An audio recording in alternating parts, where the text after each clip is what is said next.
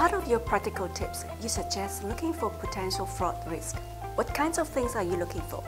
Well, there are many things we'll be alert to when we're looking at an IPO candidate from a due diligence perspective.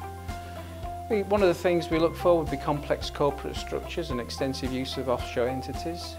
These may be indicators of trying to avoid tax payments. Another area is looking for evidence that company assets have been stolen. This is done by transferring to insiders, essentially leaving shareholders with empty shell companies owning no assets. Numbers are an important thing in the IPO process, particularly employee numbers, revenue numbers, etc. So we look for any evidence that these have been manipulated to kind of boost up the figures and make them more agreeable to the IPO process. We have a very keen understanding of, or we want to have a very keen understanding of the other business interests, usually hidden business interests that many of the key principals may sometimes have.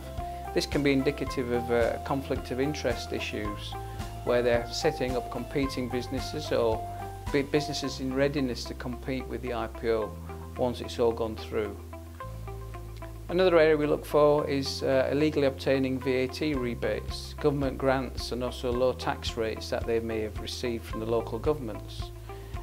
This might be completely fine, there may be no problems with this, but we've got to look at the background and see if there's anything less than benign behind the reasoning behind these advantages that they've received. Other risk factors and red flags that we'd look out for: large and frequent related party transactions. If the background of the shareholders is opaque or murky, we'd want to find out more about those shareholders and what their background is. If the company has expanded rapidly, particularly in relation to its peers in the industry in the local area, we'd want to know why. Is it genuine, or is there something not quite so honest about it? If the company's had a switch in their auditing firm, or several switches in some cases, that can be indicative that there's been problems. They've had disagreements with their auditing firm. Why? What's been happening? These days, we hear a lot about hacking. What part does cyber due diligence play in the IPO process?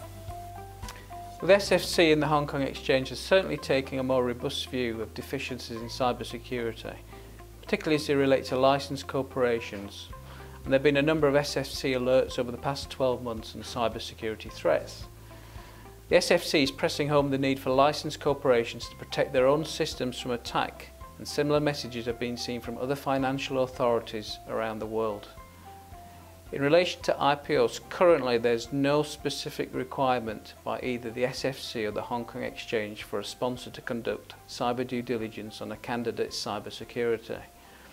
However, the point can be made that it is part of the sponsor's job to proactively look for a range of potential risks, including cyber, around a listing applicant's business, without the SFC and Hong Kong Exchange spelling it out for them. If sponsors don't start thinking about cyber due diligence, eventually one of their listing applicants will have a major breach and the public will lose out. It is not inconceivable that the SFC and the Hong Kong Exchange will go after the sponsor for not spotting the risk.